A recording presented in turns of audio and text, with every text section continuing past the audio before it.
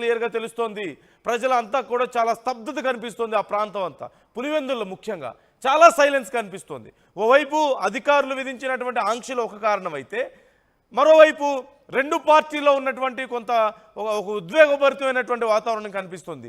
TDP చాలా కాన్ఫిడెంట్గా ఉంది. ఖచ్చితంగా మేము జెండా పాతబోతున్నాం, హిస్టరీని రీక్రియేట్ చేయబోతున్నాం అంటూ టీడీపీ చాలా కాన్ఫిడెంట్గా కనిపిస్తుంది. మరోవైపు వైసీపీ కొంత సైలెంట్గా కనిపిస్తుంది. వైసీపీ క్యాడర్ అంతా కూడా మరోవైపు కోర్టుకు వెళ్ళడాన్ని మనం చూస్తున్నాం. ఈరోజు సాయంత్రానికి ఈ కోర్టుకు వెళ్ళిన అంశం మీద క్లారిటీ వచ్చే అవకాశం ఉంది. రీపోలింగ్ కావాలి అంటూ అడుగుతున్నారు. చాలా అంశాలకు సంబంధించి కీలకమైనటువంటి ఆధారాలను కోర్టు ముందు ఉంచబోతున్నట్లుగా మనకు తెలుస్తుంది. నేను జగన్ కూడా అదే మాట చెప్పారు. ఖచ్చితంగా మాకు రీపోలింగ్ పెట్టండి, కేంద్ర బలగాలను పెట్టి రీపోలింగ్ పెడితే అప్పుడు ఎవరు గెలుస్తారో, నిజమైన గెలుపు ఎవరితో తెలుస్తుంది అంటూ జగన్ మాట్లాడినటువంటి మాటలు మనం వింటున్నాము. మరోవైపు ఇటు టీడీపీ లేదు, మేము చేసినటువంటి అభివృద్ధిని చూసి మాకు ఓట్లేశారు, ప్రజలు స్వచ్ఛందంగా ముందుకొచ్చి ఓట్లేశారు, ఎన్నో ఏళ్లుగా అక్కడ ఏకగ్రీవాలు చేసుకుంటూ వచ్చారు, వాళ్ళ ప్రాంతం వాళ్ళ బలం ఉన్న నేపథ్యంలో వైసీపీ నాయకులు గతంలో రాజశేఖర రెడ్డి ఉన్నప్పటి నుంచి కూడా ఈ నేపథ్యంలోనే ఇప్పుడు నిజంగా ప్రజాస్వామ్యం ఇప్పుడు పురుడు పోసుకుంది. అందుకే ప్రజలు పెద్ద ఎత్తున బయటకు వచ్చారు. ఆ కారణంగా కొన్ని అక్కడక్కడ ఉద్రిక్త పరిస్థితులు చోటు చేసుకున్నాయంటూ టీడీపీ నాయకులు మాట్లాడుతున్నటువంటి మాటలు చూస్తున్నాం. మరోవైపు పోలీస్ అధికారులు ఎవరికి ఎలాంటి ర్యాలీస్కి పర్మిషన్ లేదని చెప్తున్నారు, ఎలాంటి కార్యక్రమాలు చేయడానికి అవకాశం లేదని చెప్తున్నారు. ఇప్పటికైతే ఎవరికి పర్మిషన్ ఇవ్వలేదు.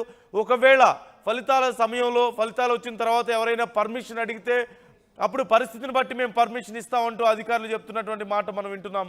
ఒక్కసారి డీటెయిల్స్ చూద్దాం. అధికారులు, పోలీసు అధికారులు ఏమంటున్నారు అక్కడ ఉన్నటువంటి పరిస్థితుల గురించి, అలాగే కార్యక్రమాలకు సంబంధించి, శాంతి భద్రతలకు సంబంధించి ఎలాంటి డీటెయిల్స్ ఉన్నాయో ఒకసారి వాళ్ళ మాటల్లోనే విందాం. ఇప్పటివరకు ఎలాంటి ఇష్యూస్ రాలేదు. కడప టౌన్లో అవుట్స్కట్స్లో జరుగుతున్నటువంటి కౌంటింగ్ సంబంధించి 3 అంచెల పద్ధతిలో దీన్ని పర్యవేక్షిస్తూ ఉన్నాము. కడప టౌన్లో సీసీ కెమెరాలు కూడా ఏర్పాటు చేసుకున్నాము. ఈ 3 అంచెల్లో భాగంగా మెయిన్ గేట్లో లిమిటెడ్ యాక్సెస్ పెట్టాము. ఎవరైతే లోపలికి పర్మిషన్ ఉందో వాళ్ళని మాత్రమే యాక్సెస్ చేసాము. అన్ని చోట్ల కూడా 3 అంచెల్లో కూడా పోలీస్ భద్రతను తీవ్రతరం చేసుకున్నాము. ఎలాంటి సంఘటనలు జరగట్లేదు, ప్రశాంతంగా నడుస్తుంది. సార్, ఒక తర్వాత ఫలితాలు ఏర్పడిన తర్వాత ఏదైనా ర్యాలీలు కానీ బాణసంచా పేల్చడం వంటి వాటివి ఏమన్నా జరిగింది ఏంటి? ఇప్పటివరకు పర్మిషన్స్ ఎవరు అడగలేదు. ఒకవేళ అడిగితే దాన్ని బట్టి కండిషన్స్ని బేస్ చేసుకుని ఇవ్వాలా లేదా అనేటటువంటిది మేము వెరిఫై చేస్తాం. ఇప్పటివరకు డినై చేస్తున్నాం, పర్మిషన్స్ ఎక్కడ కూడా ఇవ్వలేదు. మాకు ఇంకా ఇంతవరకు ఎలాంటి రిక్విజిషన్ కూడా రాలేదు. ఈవెన్ ఎలాంటి ఫైర్ క్రాకర్స్ అదేవిధంగా బైక్ ర్యాలీస్కి కూడా మేము ఇప్పటివరకు అనుమతించట్లేదు యాజ్ ఆఫ్ నౌ. సార్, ప్రధానంగా పోలింగ్ సందర్భంగా కొన్ని చోట్ల ఏదైతే పులివెందులు కావచ్చు, ఒంటిమిట్ట వంటి ప్రాంతాల్లో కూడా కొంత ఘర్షణ వాతావరణం చోటు చేసుకుంది. ఈ నేపథ్యంలో ఫలితాలు వెలువడిన తర్వాత ప్రత్యర్థులు కావచ్చు, ఇతర వర్గాలు కావచ్చు, దాడులకు పాల్పడే అవకాశాలు ఉన్న నేపథ్యం కాబట్టి మీరు ఎలాంటి చర్యలు తీసుకోబోతున్నారు? ఎలక్షన్స్ జరిగిన తర్వాత పోస్ట్ పోల్ ఇన్సిడెంట్స్ జరగకుండా ఉండడం కోసం అన్ని గ్రామాల్లోనూ పికెట్స్ ఏర్పాటు చేసుకున్నాం. ఏవైతే పోలింగ్ జరిగిన గ్రామాలు, ఓటర్లు ఉన్నటువంటి గ్రామాలు, అదేవిధంగా సమస్యాత్మక గ్రామాలు, ఈ గ్రామాల్లో ఆల్రెడీ పికెట్స్ ఏర్పాటు చేసుకున్నాం. పెట్రోలింగ్ టీమ్స్ తిరుగుతూ ఉన్నాయి. లోకల్ పోలీస్ ఆఫీసర్స్ కూడా అక్కడ సమాచారాన్ని సేకరిస్తూ ఉన్నారు. ఎలాంటి సంఘటనలు జరగకుండా ఉండడం కోసం పోలీస్ పరంగా అన్ని రకాల భద్రతా ఏర్పాట్లు తీసుకున్నాం. అక్కడ ఏదైనా జరిగినా ఇమ్మీడియట్గా రష్ అవ్వడం కోసం సిద్ధంగా టీమ్స్ని డివైడ్ చేసుకుని పెట్టుకున్నాం. ఇప్పటికే పులివెందుల ప్రాంతంలో కొన్ని ప్రాంతాల్లో ప్రత్యేకించి పీకెటింగ్ కూడా నిర్వహిస్తున్న పరిస్థితి. అదే పీకెటింగ్ను కొనసాగిస్తారా? అదేవిధంగా ఏదైనా ఎత్తివేసే అవకాశాలు ఏమైనా ఉన్నాయి? పికెట్ కంటిన్యూ అవుతుంది. ఎక్కడైతే మనం ఇబ్బందులు వస్తాయనుకుంటున్నామో ఆ పరిస్థితి ఈరోజు కౌంటింగ్ కూడా ఉంది కాబట్టి పికెట్ని అట్లాగే కంటిన్యూ చేస్తూ ఉన్నాము. వెహికల్ చెకింగ్స్ కూడా కంటిన్యూ చేస్తూ ఉన్నాము. సో మొత్తం మీద ఏదైతే ఇలాంటి అవాంఛనీయ సంఘటనలు చోటు చేసుకోకుండా ముందస్తు చర్యల్లో భాగంగా ఇక్కడ మేము ఏర్పాటు చేసాం. అదేవిధంగా ర్యాలీలు కానీ అరగంట క్రితం స్టార్ట్ అయింది. ఇప్పటివరకు ఎలాంటి ఇష్యూస్ రాలేదు. కడప టౌన్లో అవుట్స్కట్స్లో జరుగుతున్నటువంటి కౌంటింగ్ సంబంధించి 3 అంచెల పద్ధతిలో దీన్ని పర్యవేక్షిస్తూ ఉన్నాము. కడప టౌన్లో సీసీ కెమెరాలు కూడా ఏర్పాటు చేసుకున్నాము. ఈ 3 అంచెల్లో భాగంగా మెయిన్ గేట్లో లిమిటెడ్ యాక్సెస్ పెట్టాము. ఎవరైతే లోపలికి పర్మిషన్ ఉందో వాళ్ళని మాత్రమే యాక్సెస్ చేసాము. అన్ని చోట్ల కూడా 3 అంచెల్లో కూడా పోలీస్ భద్రతను తీవ్రతరం చేసుకున్నాము. ఎలాంటి సంఘటనలు జరగట్లేదు, ప్రశాంతంగా నడుస్తుంది.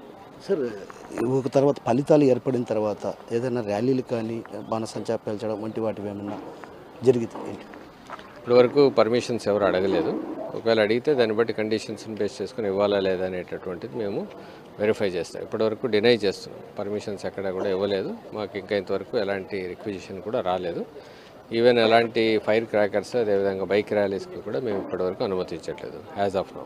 సార్, ప్రధానంగా పోలింగ్ సందర్భంగా కొన్ని చోట్ల ఏదైతే పులివెందులు కావచ్చు ఒంటిమిట్ట వంటి ప్రాంతాల్లో కూడా కొంత ఘర్షణ వాతావరణం చోటు చేసుకుంది. ఈ నేపథ్యంలో ఫలితాలు వెలువడిన తర్వాత ప్రత్యర్థులు కావచ్చు ఇతర వర్గాలు కావచ్చు దాడులకు పాల్పడే అవకాశాలు ఉన్న నేపథ్యం కాబట్టి మీరు ఎలాంటి చర్యలు తీసుకోబోతున్నారు? ఎలక్షన్స్ జరిగిన తర్వాత పోస్ట్ పోల్ ఇన్సిడెంట్స్ జరగకుండా ఉండడం కోసం అన్ని గ్రామాల్లోనూ పికెట్స్ ఏర్పాటు చేసుకున్నాం. ఏవైతే పోలింగ్ జరిగిన గ్రామాలు, ఓటర్లు ఉన్నటువంటి గ్రామాలు, అదేవిధంగా సమస్యాత్మక గ్రామాలు, ఈ గ్రామాల్లో ఆల్రెడీ పికెట్స్ ఏర్పాటు చేసుకున్నాం. పెట్రోలింగ్ టీమ్స్ తిరుగుతూ ఉన్నాయి. లోకల్ పోలీస్ ఆఫీసర్స్ కూడా అక్కడ సమాచారాన్ని సేకరిస్తూ ఉన్నారు.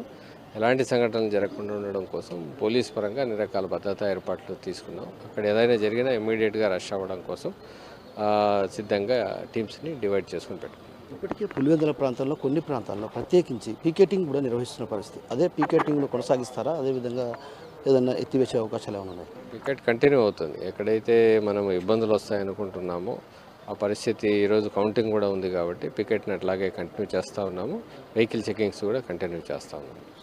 సో మొత్తం మీద ఏదైతే ఇలాంటి అవాంఛనీయ సంఘటనలు చోటు చేసుకోకుండా ముందస్తు చర్యల్లో భాగంగా ఇక్కడ మేము ఏర్పాటు చేసాం. అదేవిధంగా ర్యాలీలు కానీ అరగంట క్రితం స్టార్ట్ అయింది. ఇప్పుడు చెప్పండి, మీ గెలుపు ధీమా ఎలా ఉంది? గెలుపు ధీమా ఇంతకుముందు వైసీపీ టైంలో, కాంగ్రెస్ టైంలో ఓపెన్ బ్యాలెట్లు ఉండే ఊర్లన్నీ ప్రజాస్వామ్యబద్ధంగా ఓటింగ్ జరిగింది కాబట్టి మేము భారీగా గెలవబోతున్నాం టీడీపీ తరఫున.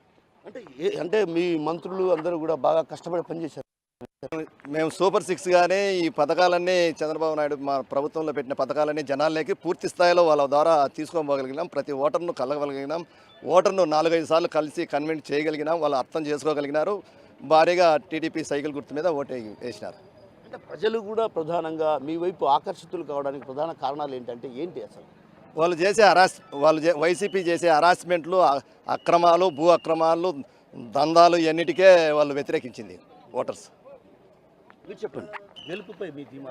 చంద్రబాబు నాయుడు గారు చేసే సంక్షేమ పథకాలే గెలుపుకు ధీమా.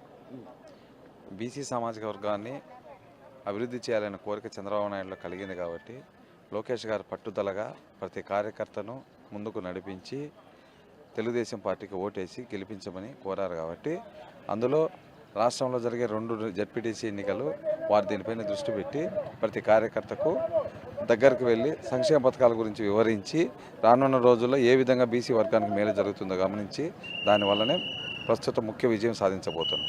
ప్రభుత్వం చేసిన పథకాలు అందించడానికి కార్యకర్తలు సరిపోరు.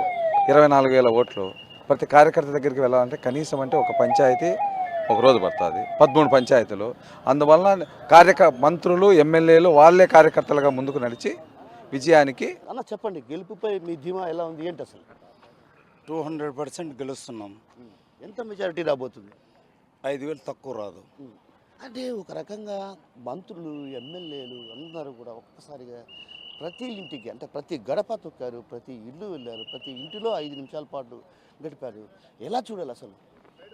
ఇప్పుడు మేము చేసుకున్న అభివృద్ధి కార్యక్రమాల్లో చెప్పాము, ప్రజలు స్పందించారు. స్వచ్ఛందంగా ఓటేస్తా అంటే ఇరగంరెడ్డి సుబ్బారెడ్డి మా పార్టీ నాయకులను బెదిరించి సాక్షాత్తు రాష్ట్ర కార్యదర్శిగా 40 ఏళ్ళుగా తెలుగుదేశం పార్టీలో కొనసాగుతున్న హరిప్రసాద్, బాలిశెట్టి హరిప్రసాద్ స్టేట్ ఆర్గనైజింగ్ సెక్రటరీని కూడా నేను ఎంతో చూస్తా అని చెప్పి బెదిరించాడు.